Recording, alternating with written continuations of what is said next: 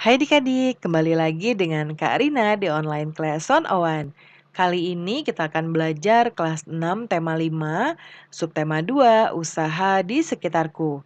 Di pembelajaran 3 kita akan belajar bahasa Indonesia, IPA, dan PJOK di halaman 87 sampai dengan 96. Nah, adik-adik untuk melihat video lain bisa klik di kanan atas videonya. Nanti akan ada rekomendasi playlist dan juga pembelajaran lain ya. Tapi sesuai dengan judul video yang sedang adik-adik lihat.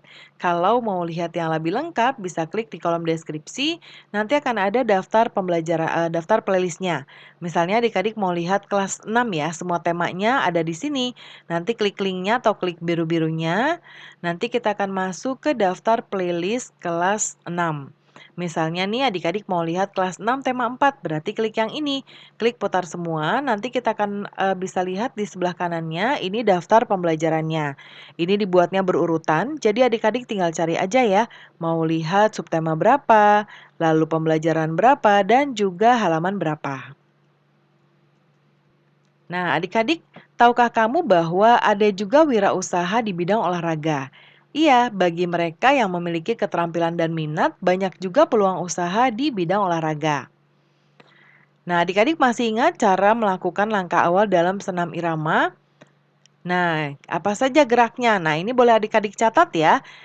Kalau dirasa terlalu banyak boleh disingkat ya, yang penting poin-poin intinya harus dituliskan. Nah, gerakan-gerakannya yang ini ya, langkah biasa atau lepas, ya ini ada petunjuk gerakannya. Yang kedua langkah rapat atau track pass, ini langkahnya. Boleh di-pause dulu ya untuk menulis. Dan yang ketiga langkah keseimbangan atau balance pass. Ini silakan ditulis. Dan yang keempat adalah langkah depan atau galopas. Nah, langkahnya juga jangan lupa ditulis, di-pause dulu ya. Kemudian apa gerakan yang masih sulit? Nah, kalau yang ini disesuaikan ya dengan adik-adik ya.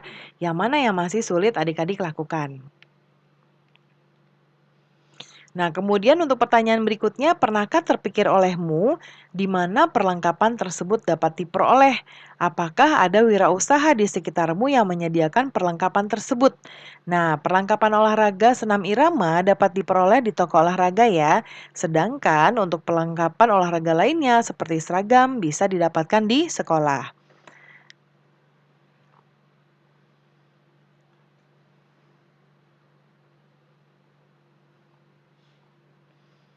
Nah, apakah ada wirausaha di sekitarmu yang menyediakan perlengkapan tersebut? Nah, kalau Kak Rina contohkan ya, di area Kak Rina ada wirausaha yang menjual perlengkapan-perlengkapan olahraga, yaitu toko perlengkapan olahraga. Ya.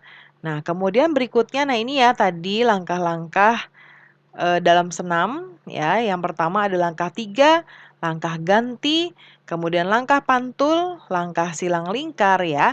Nanti ditunggu arahan dari Bapak Ibu guru untuk gerakannya ya adik-adik ya.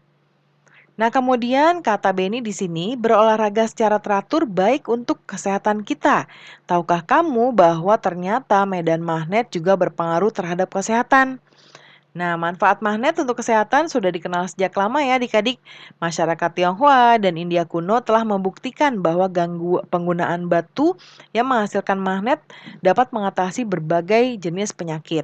Nah, mereka sudah mengenal hal tersebut lebih dari 2000 tahun yang lalu. Nah, sekarang kita akan menjawab pertanyaan jenis-jenis dan sifat magnet yang saya ketahui.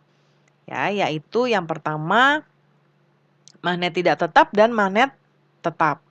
Lalu contoh-contoh benda magnetis dan non-magnetis di dalam kelasku adalah yang magnetis ada paku, kunci pintu, besi, gunting, jangka besi, penggaris baja, resleting tas, peniti, penjepit kertas, dan kepala sabuk. Yang non-magnetis ada banyak juga, ada bola sepak bola, gayung, sepatu, sapu tangan, gelas plastik, lalu pensil, penggaris kayu, baju, tempat pensil plastik, dan penghapusan karet. Nah, kemudian pada pertemuan sebelumnya adik-adik sudah melakukan percobaan ya dan juga telah menulis laporan tentang benda magnetis dan non-magnetis di sekitar rumah. Dipresentasikan, nanti ketika teman adik-adik melakukan presentasi bisa mencatat informasi pentingnya ya. Nanti disesuaikan saja. Nah, kemudian di pembelajaran berikutnya atau pertemuan sebelumnya ya maksud Karina, kita juga sudah membuat peta pikiran tentang data diri ya. Nah, apakah kamu masih ingat sebelumnya tentang daftar riwayat hidup? Nah, masih ingat ya pasti ya pelajarannya ya. Lalu apa yang dimaksud dengan daftar riwayat hidup? Daftar riwayat hidup adalah lembaran kertas yang berisi gambaran diri seseorang yang meliputi identitas, riwayat pendidikan, serta pengalaman seseorang dan lainnya. Lalu apa tujuan kita membuat daftar riwayat hidup? Nah, biasanya ini digunakan untuk melamar pekerjaan adik-adik.